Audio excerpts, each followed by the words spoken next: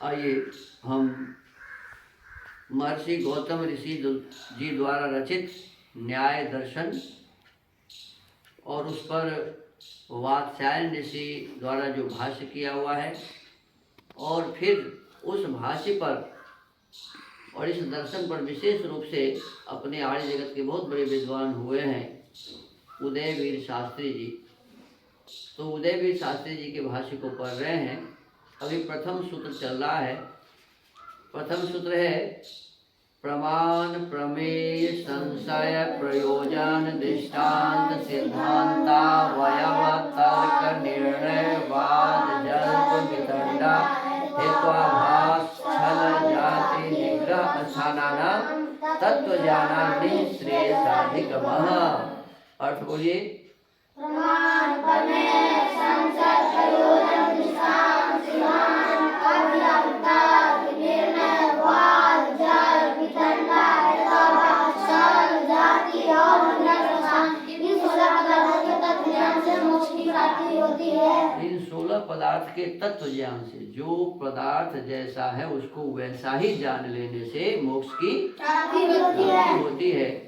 तो उसमें अभी हम इसमें पढ़ रहे हैं कि भाई प्रमाण की आवश्यकता क्या है। तो ये कहते हैं कि प्रमाण की आवश्यकता प्रमेय को जानने के लिए। किसको? और प्रमेय को जानने के लिए प्रमाण की कब आवश्यकता होती है? तो जब हम प्रमेय को ठीक से नहीं जानते रहते हैं, प्रमेय को जानने में कोई संशय है, तभी प्रमाण की आवश्यकता होती है। तो कहते हैं प्रमाण की प्रवृत्ति प्रमेय में तभी होती है, प्रमाण की प्रवृत्ति प्रमेय में तभी होती है जब संशय अंकुरित होता है कि ये क्या है, ये क्या है, ये संशय होगा तभी हम प्रमाण से उसको जानने का प्रयास करेंगे। अतः प्रमेय के अनंतर संशय का पाठ है। प्रमाण प्रमेय संशय संशय होता है, इसीलिए प्रमेय को जानने का प्रयास करते हैं। संशय तभी जागृत होता है जब व्यक्ति किसी विशिष्ट उद्देश्य से कहीं प्रवृत्त होना चाहता है, तब आगे प्रयोजन पढ़ा गया। विशिष्ट प्रयोजन पहले किसी अनुकूल अनुभव के आधार पर उभरता है, अतः आगे दृष्टांत कहा। उसके बल पर ही सिद्धांत का प्रकाश में आता है, तब आगे सिद्धांत कहा। यह सब खेल जिन पर अवलंबित है वे अवयव इसके आगे पढ़े गए। अवयवों के प्रसंग में ऊहापोह द्वारा कोई निर्णय निखार में आता है, अतः आगे तर्क और निर्णय पढ़े गए। इस प्रकार के कथनोपकथन केवल 3 विधाओं में संभव है। आगे उन्हीं का उल्लेख है, वाद, जल और वितंडा। इनमें उत्तर की अपेक्षा पूर्व श्रेष्ठ है। इसी आधार पर इनका क्रम है। ऐसी चर्चाओं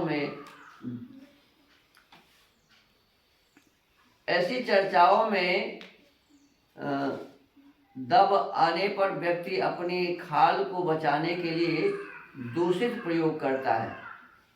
उन्हीं को अंत में हेत्वाभास, छल, जाति, निग्रह स्थान पदों से अभिव्यक्त किया है। इनमें भी दूषण की दृष्टि से पूर्व की अपेक्षा उत्तरोत्तर निकृष्ट है। यही इनके क्रम का आधार है। इस प्रकार प्रथम सूत्र में उन 16 विधाओं का निर्देश है जिनके विषय में शास्त्र द्वारा विवेचन प्रस्तुत किया जाना है। आन्वीक्षिकी विद्या उसका फल। जैसा प्रथम कहा गया, शास्त्रारंभ का मुख्य प्रयोजन प्रमाण के निखरे स्वरूप को बताना है। शास्त्र का प्रमुख प्रयोजन क्या है? प्रमाण के निखरे स्वरूप को बताना। उसी के लिए संशय आदि विधाओं का यहाँ निरूपण हुआ है। अन्यथा केवल अध्यात्म तत्वों का कथन करने से यह शास्त्र उपनिषद आदि के समान विद्या की 4 विधाओं में से त्रयी के अंतर्गत माना जाता।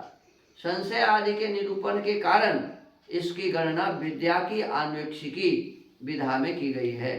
इस प्रकार प्रमाण आदि विभिन्न विधाओं के रूप में निरूपित यह अन्वेक्षिकी शास्त्र सब प्रकार के ज्ञानों को प्रकाश में लाने के लिए प्रदीप के समान है। प्रदीप माने दीपक, जहाँ अंधेरा है और वहाँ दीपक जला दीजिए तो क्या हो जाएगा, वहाँ जितने भी पदार्थ है दिखने लगेंगे ना। ठीक इसी प्रकार से कहते हैं कि अनुष्की शास्त्र सब प्रकार के ज्ञानों को प्रकाश में लाने के लिए दीप के समान है। सभी प्रकार के अनुष्ठानों का यह एकमात्र उपाय है। सब धर्मों का यह आश्रय है, क्योंकि प्रमाण प्रतिष्ठा के बिना इन सब का होना संभव नहीं होता। प्रत्येक शास्त्रीय तत्वार्थ विवेचन व व्यवस्था, समस्त लोक व्यवहार तथा धर्मानुष्ठान आदि में प्रमाण आदि पदार्थ महान उपकारक होते हैं।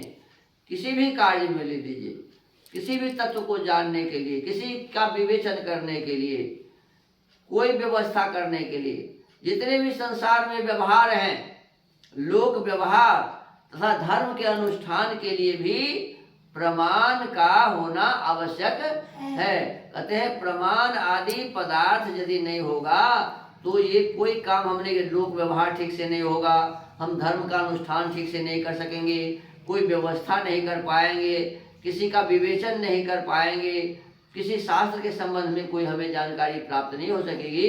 तो ये सब जो होता है किसके आधार पर, प्रमाण के आधार पर। तो इसीलिए इस प्रमाण को हमें ठीक से समझने की आवश्यकता है। अब इसी के आधार पर आगे बताएंगे। ये जो बताया कि 4 प्रकार की विद्या के 4 क्षेत्र हैं, अब क्या है तो इस पर चर्चा कल करेंगे। आज के स्वाध्याय को यही विराम। ओम।